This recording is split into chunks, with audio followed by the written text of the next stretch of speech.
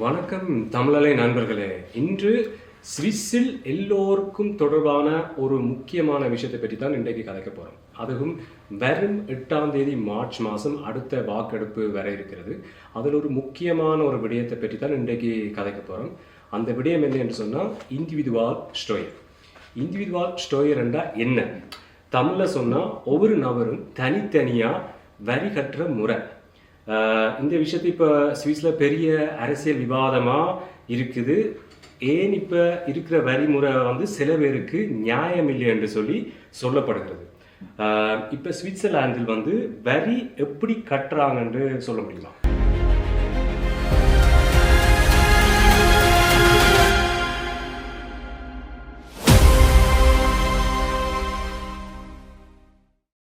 இப்போ என்னன்னு சொன்னால் சுவிட்சர்லாண்டில் எகேபார் நீங்கள் கல்யாணம் கட்டியிருந்தால் நீங்கள் 2 பேருக்கு சேர்த்து வரி. அது என்ன சொன்னால் இப்போ ஒரு கதைக்கு உங்களோட கணவருக்கு 80,000 ரூபாய் சம்பளம், மனைவிக்கு 60,000 ரூபாய் சம்பளம்னா கிட்டத்தட்ட 1,40,000 ரூபாய்.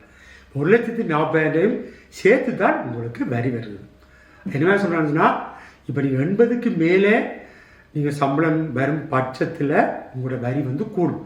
80க்கு மேலே 1,00,000க்கு மேலே இப்படியே கூடிக்கொண்டு போகும். அதே நேரத்தில் இப்போ நீங்கள் 2 பேரும் சேர்த்து வரி கட்டும் போது கணவன் மனைவி சேர்த்து வரி கட்டும் போது கிட்டத்தட்ட 1,40,000 வரி உங்களுக்கு கூடுதல வரி உங்களுக்கு வருவதற்கு சந்தர்ப்பம் இங்கே இருக்கப்படுவதா சொல்லப்படுது. அதாவது ஹைராத் ஸ்டாஃப் என்றால் என்ன?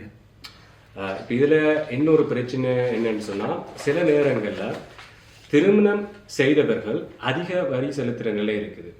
அதே வருமானத்தோட திருமணம் செய்யாதவர்களும் குறைந்த வரி செலுத்துகிற நிலை.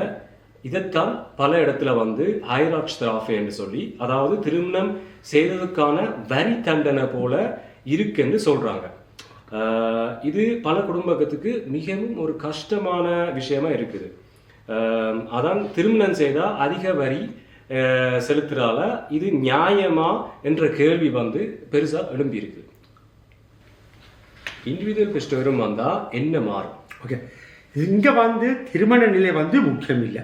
அதாவது கணவன் இருந்தால் அவருக்கு 80,000 சம்பளம்னா அவர் தனியாக வரி கட்டுவார். அதே போல் மனைவிக்கு 60,000 சம்பளம்னா மனைவி தனி வரி கட்டுவாங்க. அப்போ இப்போ முன்பு 2 பேரையும் சேர்த்து ஒரு நாளைக்கு கணவனுக்கு 80,000 ரூபா, மனைவிக்கு 60,000 ரூபா, 1,40,000 அந்த வரி அங்கே வந்திருக்கு. இப்போ இந்த சிஸ்டம் வரும் பொழுது கணவனுக்கு தனி வரி, மனைவிக்கு தனி வரியா இங்கே வருவதாக சொல்லப்படுறது.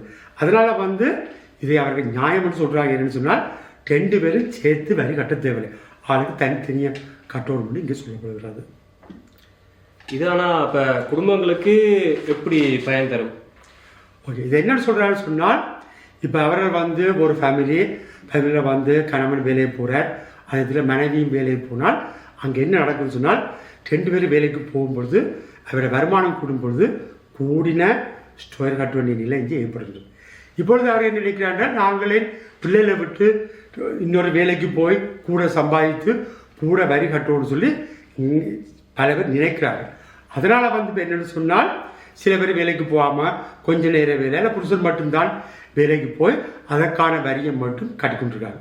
அப்போ இது என்ன சொன்னால் சில பேர் அந்த நேபர் பார்ட் டைம் வேலையை குறைக்கிறார்கள். என்ன சொன்னால் வேலைக்கு போனால் நம்ம கூட வரி கட்டணுன்ற எண்ணம் அவர்கள் உண்டாகிறது. அப்போ இந்த இண்டிவிஜுவல் பெஸ்டரும் வந்தால் என்ன இதில் நன்மை இருக்குது, பலன்கள் இருக்குது? இதில் என்னென்னு சொன்னால் அவர்கள் இந்த இது சட்டம் வரும் பொழுது இப்பொழுது கணவன் வேலைக்கு போய் இவ்வளோ சம்பாதித்தாலும் மனைவியும் 100% வேலைக்கு போனால் அவருக்கு சேர்ந்த வரி இங்கே வராதுன்னு சொல்லப்படுறது. அதனால் என்ன மாதிரி பண்ணால் கணவனுக்கு தனி வரி, மனைவிக்கு தனி வரி அப்படின் பொழுது அவைக்கு அதை லாபம் என்று எதிர்பார்க்கிறார்கள், நல்லம் என்று வர எதிர்பார்க்கிறார்கள். இதுதான் இங்கே இந்த விடயத்தை கொண்டு வர்றதுக்கு புண்டஸ்ராட் யான்னு சொல்லப்படுறது. வேறு கட்சிகள் இல்லை என்று வேறு விதங்களை சொல்கிறார்கள். புண்டஸ்ராட் ஏன் யா என்று சொல்கிறார்?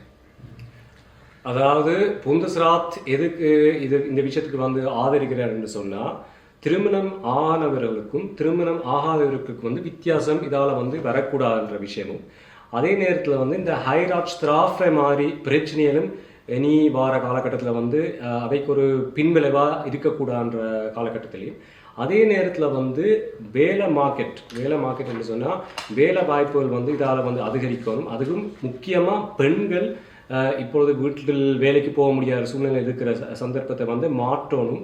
அவைக்குரிய வேலை வாய்ப்புகளை வந்து இதால் உருவாக்கணும். இந்த வரி கட்டுற சிஸ்டத்தால் வந்து இது வந்து ஒரு பின்னடைவாக இருக்கக்கூடாதுன்ற இதில் தான் புந்தஸ்ராத் வந்து இதுக்கு வந்து ஆதரிப்பு தர்றார். ஓகே, எதிர்ப்பாளர்கள் என்ன சொல்கிறாங்க?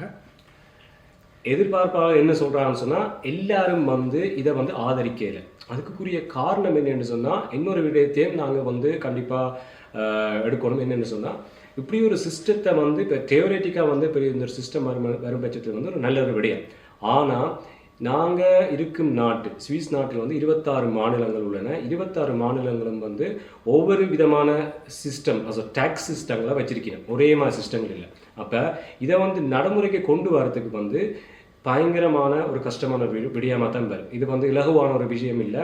இதை வந்து ப்ராக்டிக்கலாக வந்து கொண்டு வரதுக்கு இது ஒரு நீண்ட காலத்தை வந்து எடுக்குமென்ற பட்சத்திலையும் அதே நேரத்தில் வந்து டேக்ஸ் ஆஃபீஸோ அரசாங்க நிலையத்துக்கோ எல்லாருக்கும் வந்து இதால் வந்து வேலை வந்து கூடுதலாக இருக்குன்னு சொன்னால் வேலைப்பாடு வந்து கூட. இப்போ ஒரு டேக்ஸ் பார்க்குற இடத்துல வந்து இப்போ ஒவ்வொரு குடும்பத்துக்கும் ரெண்டு விதமான டேக்ஸ்லாம் நிரப்பி அதை கண்ட்ரோல் பண்ணி அதில் என்ன சரிப்பில் பார்க்குறதால வந்து வேலைப்பாடும் இதால் கூடுறதால அவை வந்து இந்த அடிப்படையில் வந்து அவை வந்து இந்த விஷயத்துக்கு வந்து ஆதரிக்கலை. என்னென்னு சொன்னால் ப்ராக்டிக்கலாக பார்க்க இது வந்து ஒரு கடினமான விடயமாக தான் அவை வந்து பார்க்கணும். ஓகே, நீங்கள் சொல்கிறோம்னா உண்மையிலேயே அரசாங்கம் தான் இது வந்து கூட வேலையாக இருக்குமென்று இங்கே சொல்லப்படுறது உண்மையாக விடயம். அதாவது புண்டஸ்ராத் சொல்கிறது நியாயம் பண்ணுறாங்க, அதே வந்து எதிர்ப்பாளர்கள் சொல்கிறது நியாயம் பண்ணி இங்கே சொல்கிறாங்க. அதை வந்து உண்மையிலேயே இது வந்து தெரிந்த விடயம். இப்படியான சிஸ்டங்களை மாற்றும்போது ஏகப்பட்ட வேலைகள் வந்து இங்கே வருவதற்கான சந்தர்ப்பம் இருக்குது. அதனால் இதை பற்றி நீங்கள் என்ன நினைக்கிறீங்க, அதை பற்றி இங்கே கமெண்ட் பண்ணுங்கள். இப்படி சுவிஸில் நடக்கிற முக்கியமான விஷயத்த உங்கள்கிட்ட வந்து இலகுவாக கொண்டு வர நாங்கள் நினைக்கிறோம். இந்த வீடியோ உங்களுக்கு யூஸ்ஃபுல்லாக இருந்தால் லைக் பண்ணுங்கள், ஷேர் பண்ணுங்கள். மறக்காமல் எங்கள் சேனல் தமிழலையை சப்ஸ்கிரைப் பண்ண மறக்காதீங்க. இன்னொரு வீடியோவில் உங்களை சந்திக்கும் வரை மீண்டும் அடுத்த வீடியோ சந்திப்போம். நன்றி, வணக்கம்.